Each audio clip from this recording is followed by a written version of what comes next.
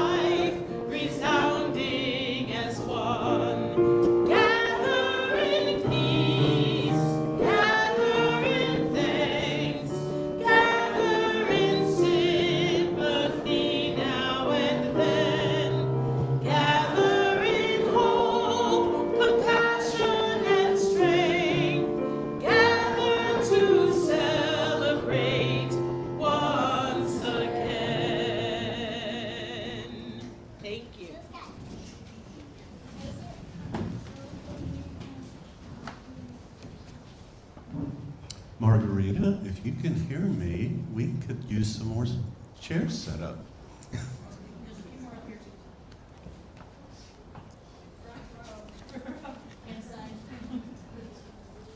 We gather in hope, compassion, and strength. We gather to celebrate once again. We celebrate the blessings we have received. We celebrate being together in this space. We anticipate and celebrate all that this day may bring. Come, let us worship together.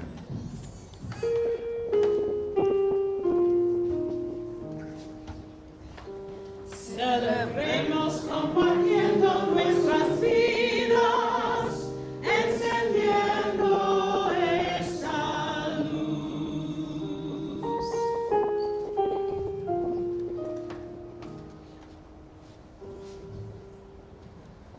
Please join me in reciting our congregational covenant, the words which can be found in your order of service.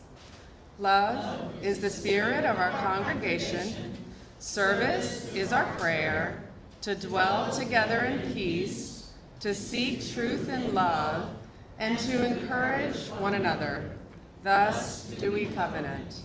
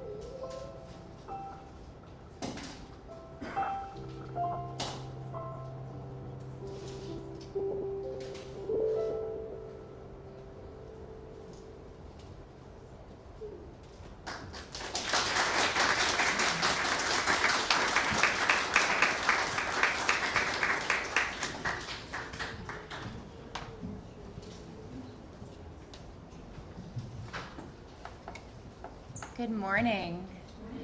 It is so nice to see all of you. My name is Kinsey. I use she, her pronouns, and I'm the Director of Religious Exploration. At this time, we are going to ask all the young people to go with Mr. John and I. We are either going to go into our classroom, or if younger kids would like, they can go into the nursery too. And we are going to light our very own chalice, just like this one. And if the congregation wouldn't mind helping me sing the children out. Ready?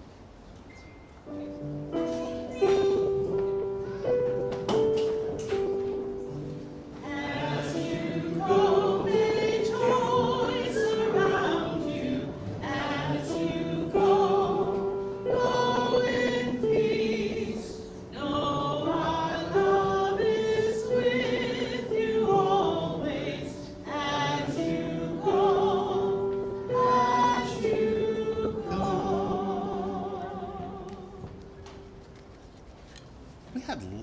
We had lots of kiddos today. That was great. I love seeing all the young people.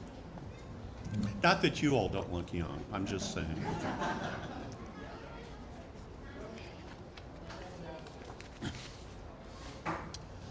Author of Care of the Soul, Thomas More, writes that soul is not a thing, but a quality or dimension of experiencing life and ourselves.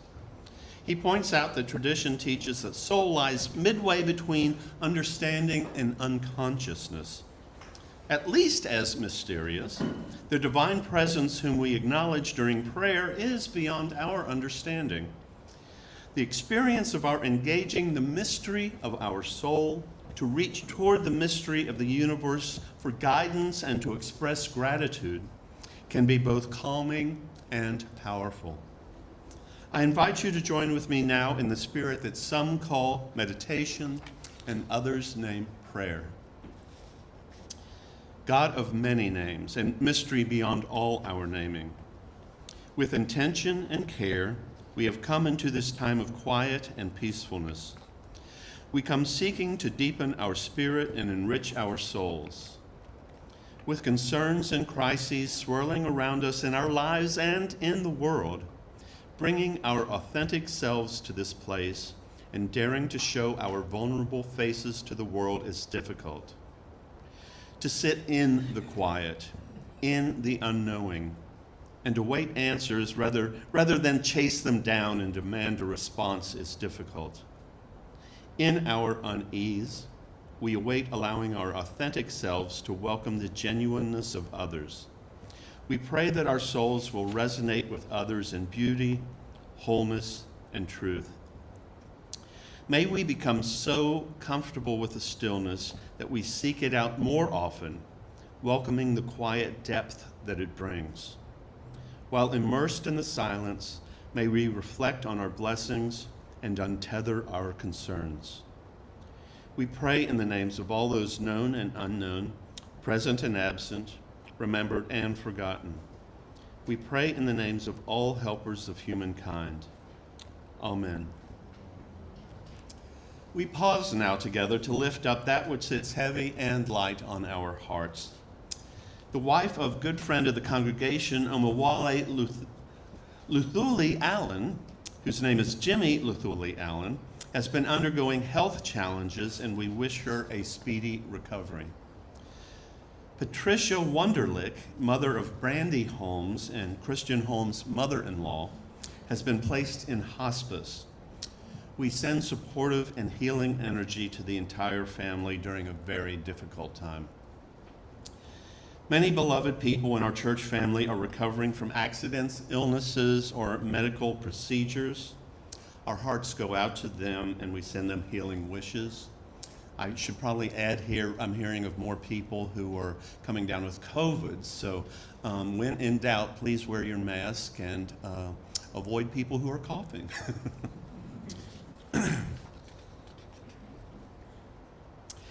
Misha Barak is a prayer in the Jewish tradition for the healing of those whose names are called out by congregants.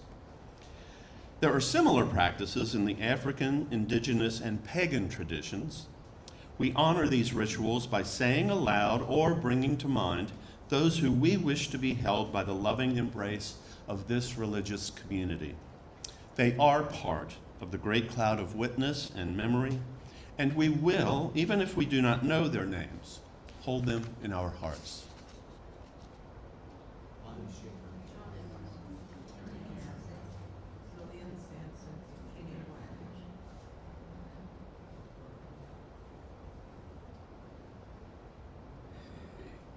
In this great cloud of witness and memory, amid this beloved community, we hear these names and hold them in our hearts. Let us remember the suffering and joy amid and among our community that we do not know. In her autobiography, Helen Keller wrote, "Silence sits immense upon my soul. Then comes hope with a smile and whispers, there is joy in self-forgetfulness. In the spirit of love, in the spirit of hope, and in the spirit of compassion, I invite each of you to enter into a time of silent prayer, meditation, or reflection."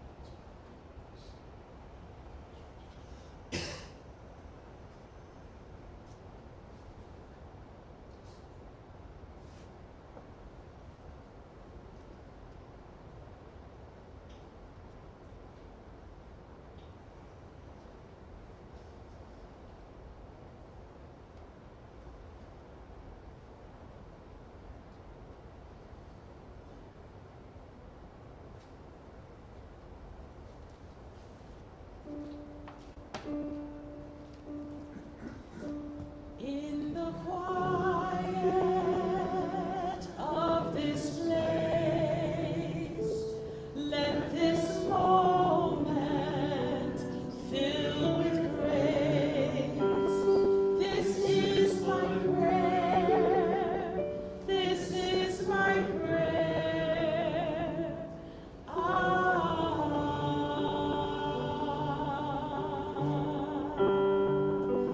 May the sense of mystery guide us through our journey. This is my prayer. This is my prayer.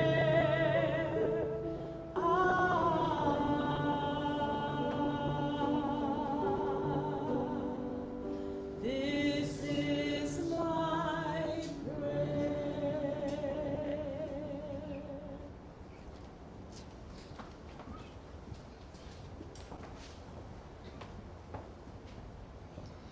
Each week, our morning offering is shared with an organization that shares our Unitarian Universalist values and through which we may live out our principles in the world. This week, that organization is Friends of Phyllis Wheatley High School. Friends of Phyllis Wheatley High School serves Wheatley students experiencing poverty, food insecurity, and sometimes even homelessness. They provide them with essential items such as clothing and personal care items.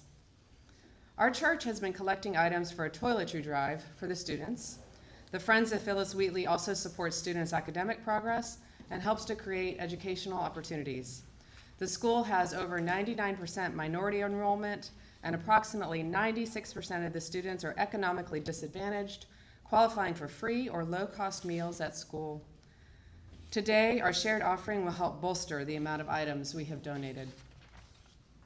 Those in our sanctuary will find the instructions for text giving in the order of service next to the name of the shared offering recipient. And those watching the live stream are invited to go to firstuuhouston.org/donate. Our regular Sunday morning offering collection invites us to weave a tapestry of love and action. We ask you to give generously. An offering will now be gratefully received.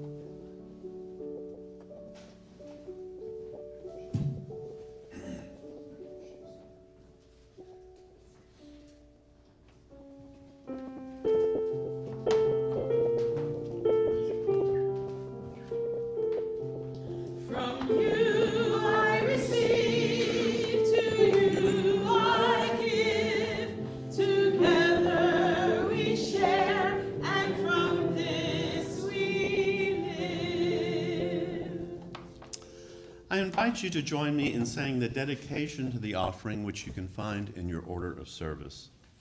To the work of this church, which is weaving a tapestry of love and action, we dedicate our lives and these our offerings.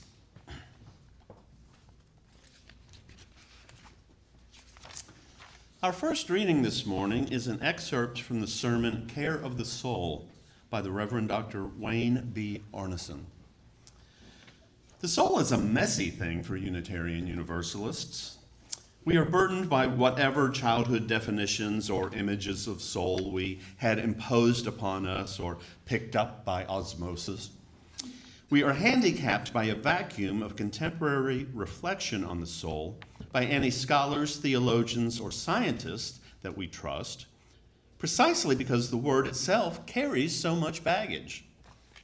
It is the great gift and the great curse of many Unitarian Universalists that we are more comfortable with the intellectual path of religious understanding. Yet, all of us know that our lives, our values, our sense of being at home in the world have been created not only by our intellectual encounter with the world, but by our experiences of joy at connectedness, of anger at injustices, and of wonder at overwhelming beauty, experiences that can all be wordless and ineffable. Soul is the place where all these experiences meet together with our ideas and our collective unconscious in order to prepare the spiritual feast that is life's greatest gift. Here ends the first reading.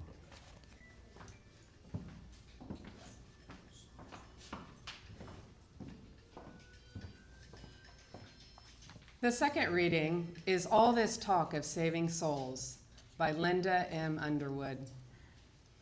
All this talk of saving souls. Souls weren't made to save, like Sunday clothes that give out at the seams. They're made for wear. They come with lifetime guarantees. Don't save your soul. Pour it out like rain on cracked, parched earth. Give your soul away, or pass it like a candle flame. Sing it out, or laugh it up the wind.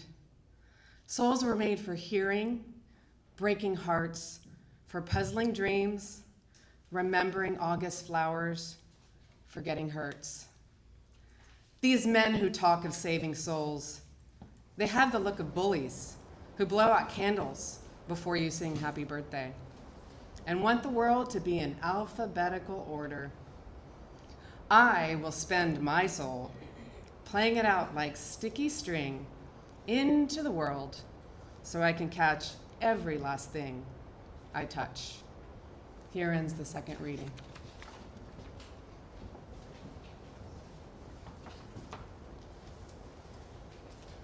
I invite you now to open your hymnals to number 123, Spirit of Life. Please rise and body your spirit as we sing this 2 times through. 123.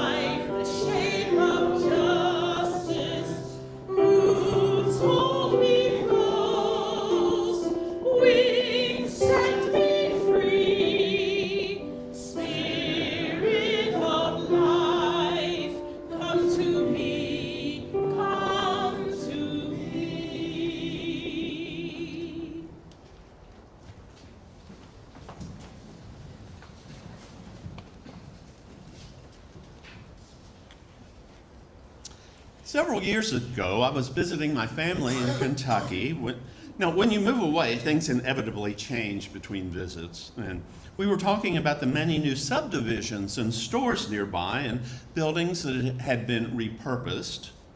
Save-A-Lot, cleverly spelled S-A-V-A-L-O-T,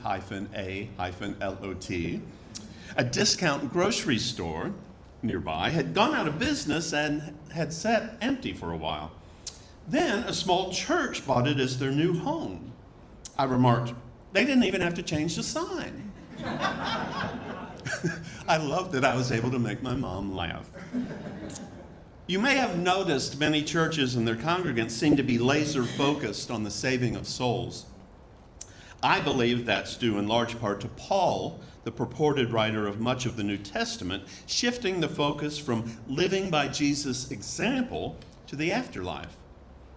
Like so many of the topics I choose, only to realize later that they are virtually impossible to describe with any accuracy, soul is different for every poet, philosopher, and religion. Mary Oliver asked, is the soul solid like iron? Or is it tender and breakable like the wings of a moth and the beak of the owl? Who has it and who doesn't? In his essay, The Oversoul, Transcendentalist Ralph Waldo Emerson explained, the soul is the perceiver and revealer of truth. We know the truth when we see it. Let skeptic and scoffer say what they choose.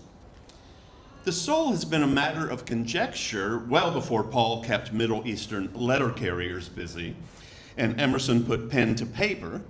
Socrates, Plato, and Aristotle all had well thought out theories about the soul's attributes, and medieval philosophers expanded upon these classical foundations.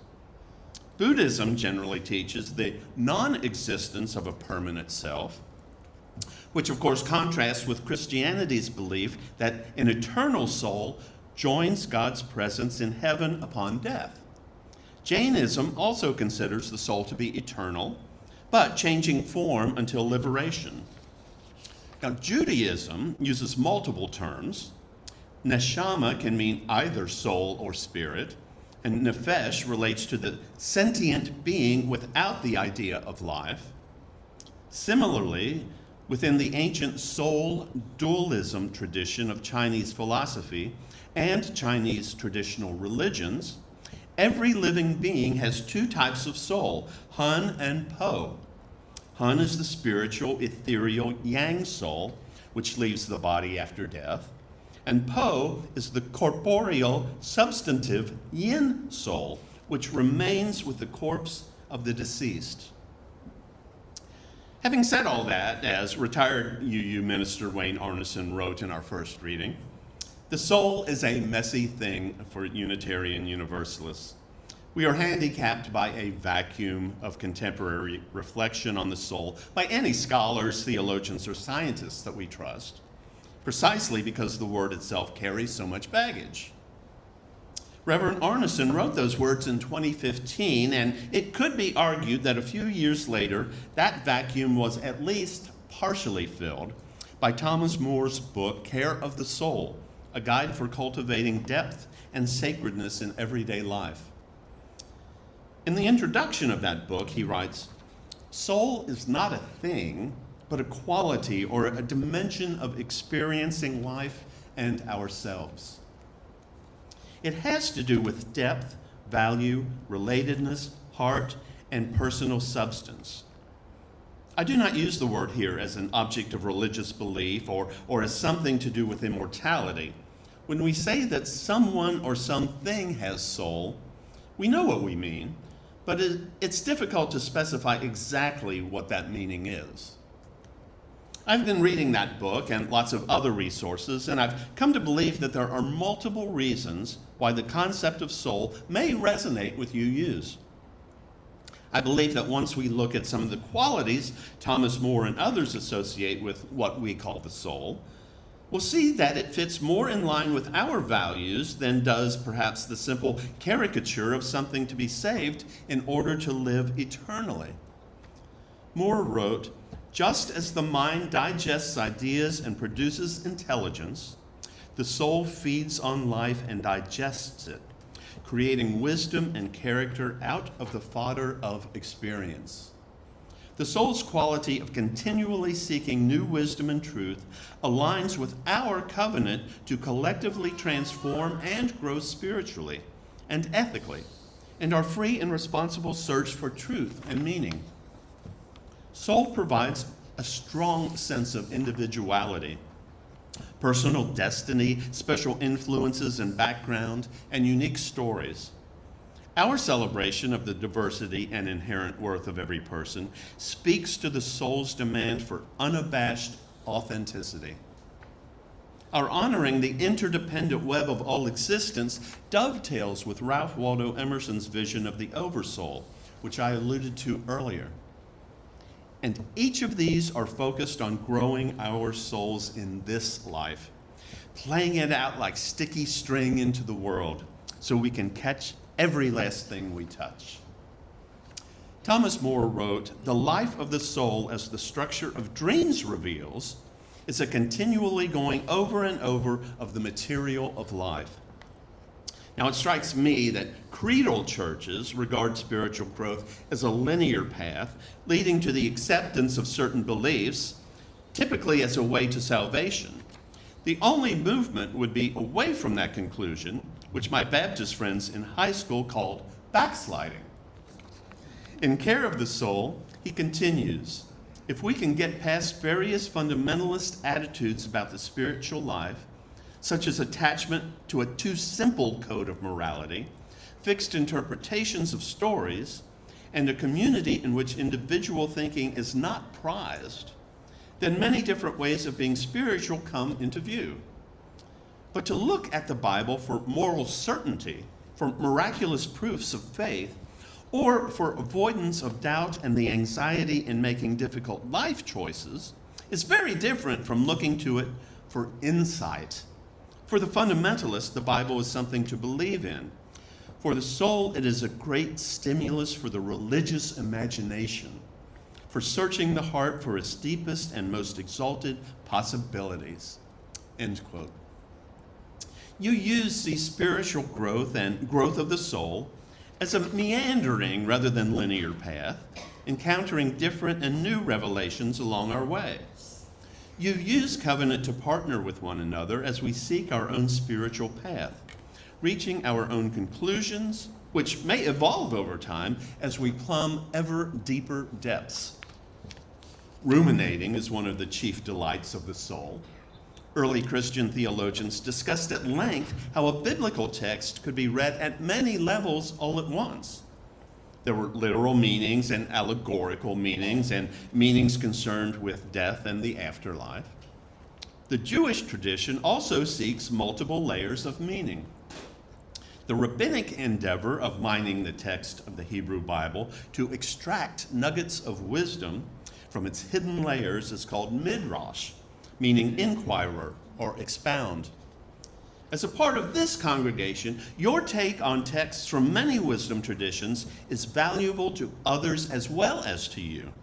And your thoughts on the soul and spirituality are important to add to the richness of our discussion. UU churches tend to have DEI congregations, which is good because the soul wants our authentic selves. A thoughtful congregant gave me a set of inspirational cards called Spiritual AF. Each card has a suggestion to make one's life more intentional and centered, often using not safe for work language. One card asks, "Do you want to be a rebel?" Except it used a different word than rebel.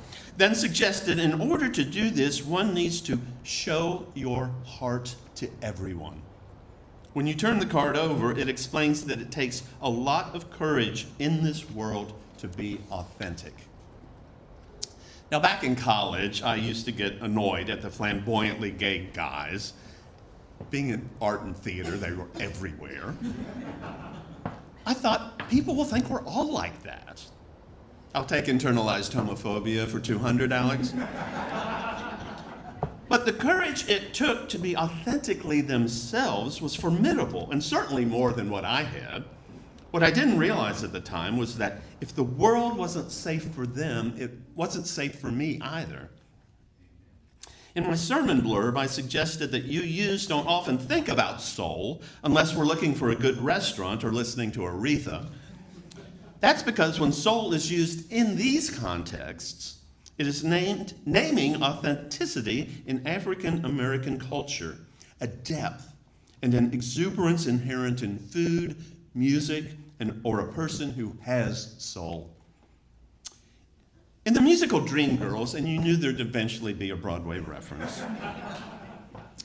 James Thunder Early, a performer with James Brown energy and talent, has had his personality and act recrafted by his manager to appeal to a wider audience. He's been put in a tux singing Johnny Mathis-type ballads.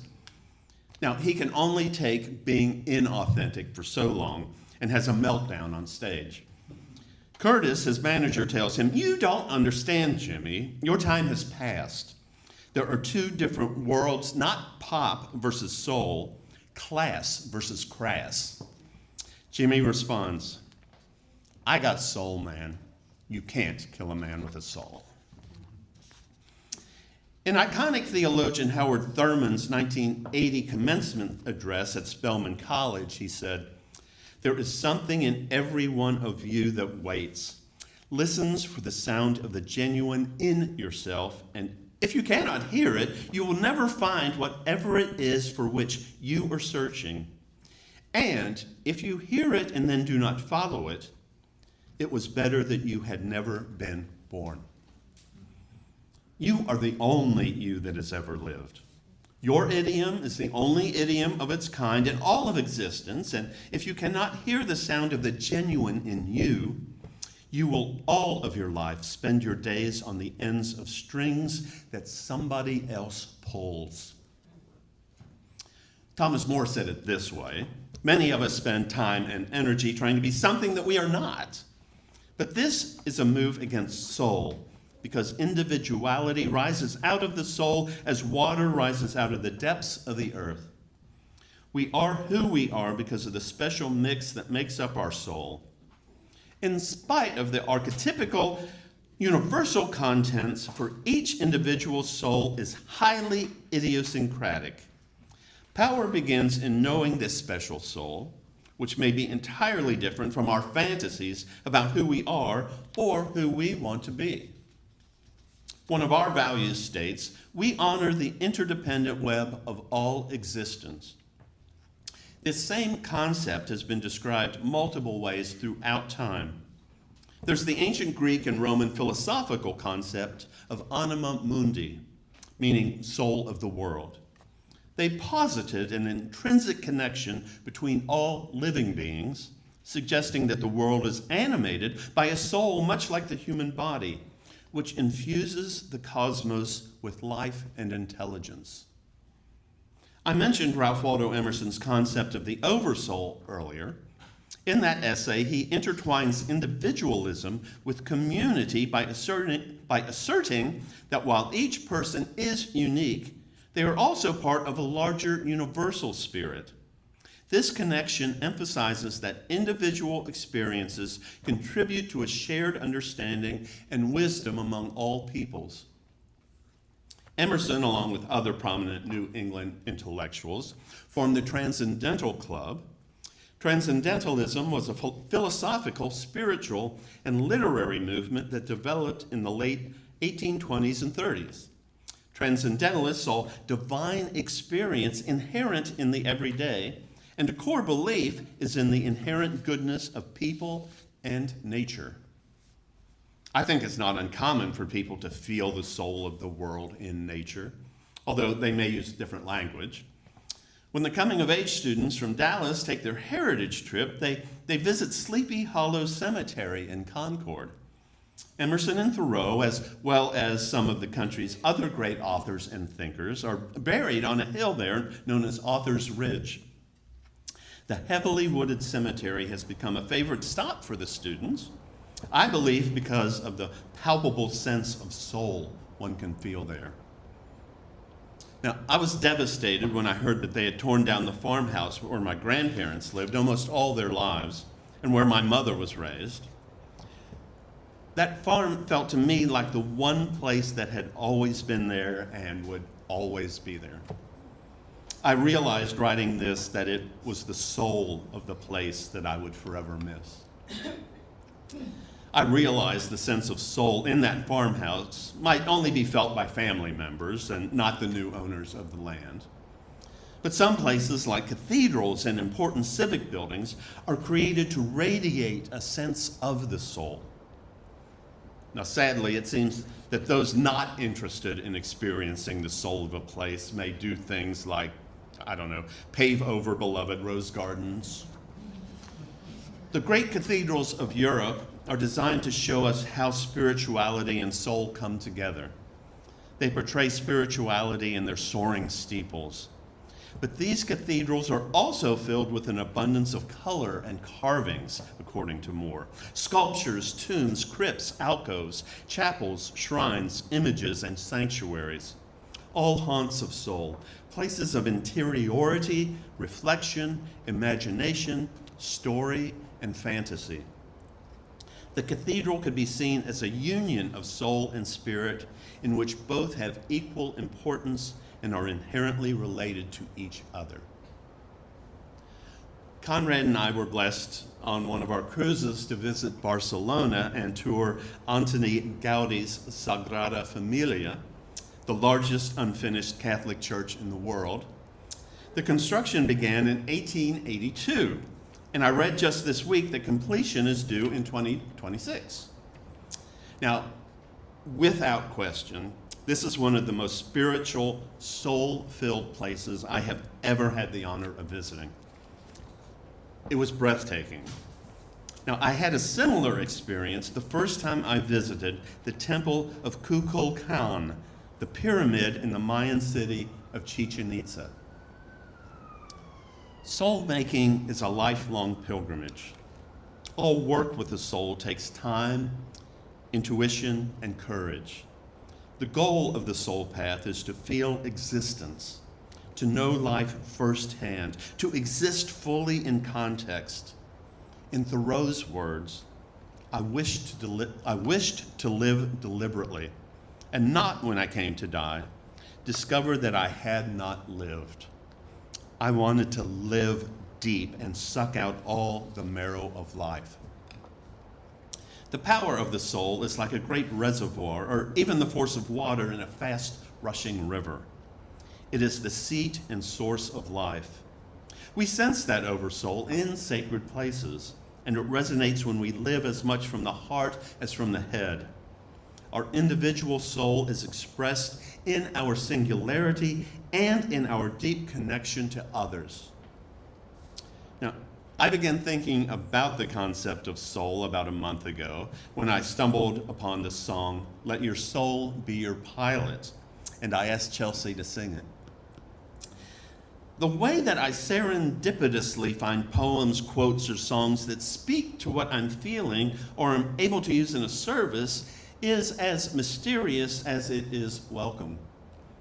This week I came across this poem by John Rodell, one of my new favorite poets. It's written as though two people are conversing. You're too sensitive. I am. You feel things so deeply inside of you. I have to. Why? Because that's where my soul lives. Amen.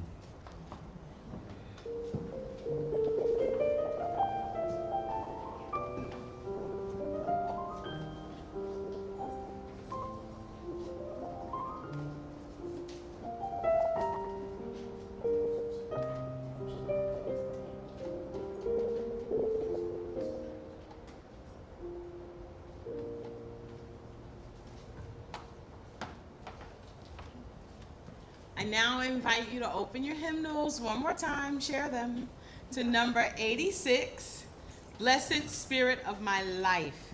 Please rise in body or in spirit as we lift our voices in song.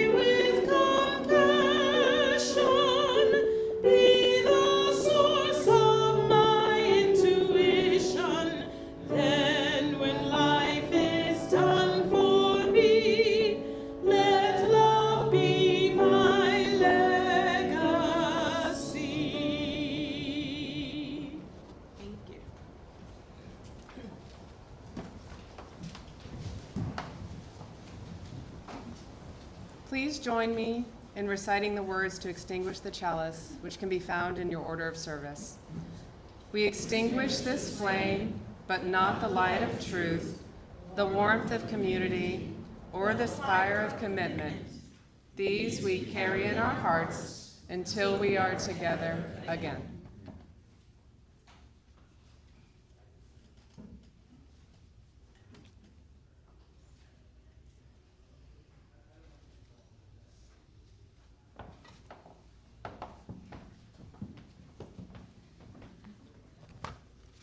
I've chosen as our benediction words from a sermon by Meg Barnhouse. Within each person is the soul of the whole, the wise silence, the universal beauty, to which every part and particle is equally related. the eternal one. And this deep power in which we exist and whose beatitude is all accessible to us, when it breathes through our intellect, it is genius. When it breathes through our will, it is virtue. When it flows through our affection, it is love. Go forth this week and live deeply, live lovingly, and live soulfully.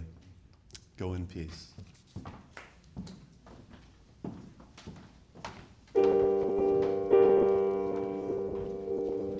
Let your soul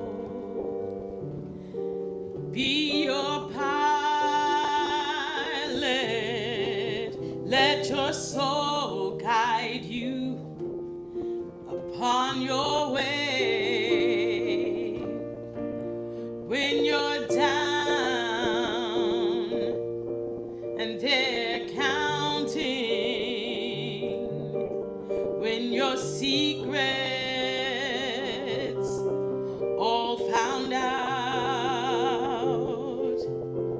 when your troubles take to mounting, when the map you have leads you to doubt, when there's no information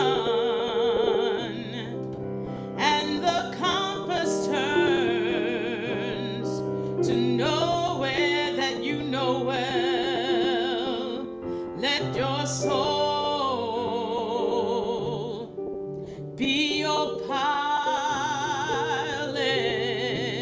Let your soul guide you well. When the doctors fail to heal you, when no medicine chest can make you well, when no counsel leads to comfort, then there are no more lies they can tell, no more useless information, and the compass turns between heaven and hell. Let your soul be your pilot. Let your soul guide you well. And your eyes turn toward the window pane to lights up on the hill.